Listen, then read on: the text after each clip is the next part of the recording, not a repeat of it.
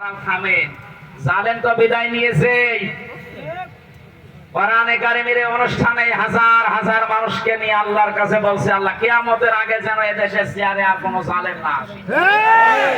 বলেন, আমির জামাত তো এই দিকে ইঙ্গিত দিয়েছিলেন যে এক জালেমের হাত থেকে মুক্ত হয়ে যেন আমরা অন্য কোন জালেমের হাতে না পড়ি।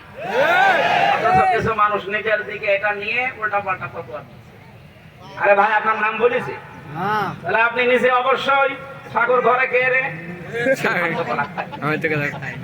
আপনার নাম বলেছে যে আপনি এই চেয়ারে বসলে আপনি জুলুম করবেন, তার মানে আপনি করবেন, এই জন্য আপনার ভয় হচ্ছে।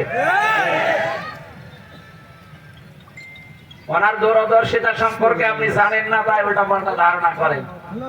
আমি ওইদিকে আর গেলাম না। সুতরাং আমরা যেন সাবধান থাকি।